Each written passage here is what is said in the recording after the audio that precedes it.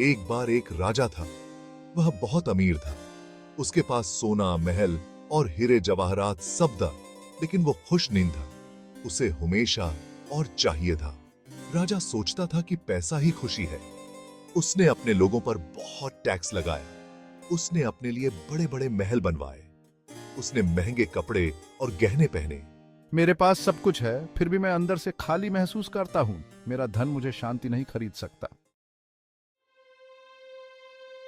गांव वाले गरीब थे। उन्हें राजा का टैक्स चुकाने में बहुत परेशानी होती थी। उनके पास खाने को कम और चीजें भी बहुत कम थीं। वे दुखी थी। गांव वाले राजा के गुस्से से डरते थे। वे धीमे स्वर में अपनी नाखुशी जताते थे।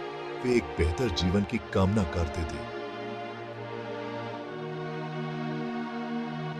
हमारा गुजारा मुश्किल से होता है। हम ये टैक्स कैसे दे सकते हैं? राजा को हमारी तकलीफ कभी नहीं समझेगा। वो अपना सोना और गहने गिनने में ही व्यस्त है।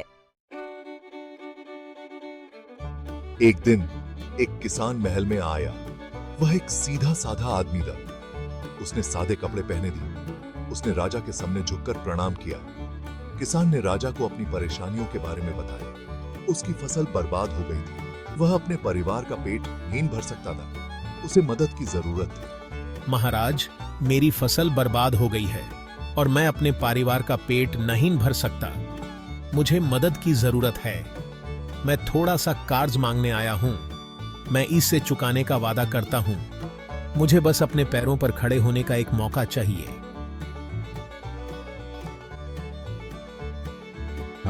तुम्हारी विनती सरल है, फिर भी मुझे इस पर विचार करना होगा। राजा किसान पर हंसा। उसने उसकी गरीबी का मजाक उड़ाया। उसने कहा, मुझे देखो, मेरे पास सब कुछ है, तुम्हारे पास कुछ भी नहीं है।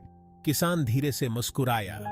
उसने कहा, महाराज, असली धन यह नहीं है कि आपके पास कितना है। यह इस बारे में है कि आपको कितने की जरूरत है। राजा अचंभित हुआ। किसान के शब्द सरल थे, पर उनमें एक गहरा सच छुपा था। राजा ने इसके बारे में कभी ऐसे नहीं सोचा था। राजा ने किसान की तरफ देखा। उसने उसकी ईमानदारी देखी। उसने उसकी संतुष्टि देखी। उसे अपनी गलती का एहसास हुआ। राजा ने बदलने का फैसला किया। उसने टैक्स कम कर दिया। उसने जरूरतमंदों की मदद की। उसने संतोष का मूल्य सीखा। राजा को आखिरकार खुशी मिल ही गई। यह उसके धन में नहीं थी, यह दूसरों की मदद करने में थी। उसने सीखा कि असली धन संतोष और ईमानदारी में है।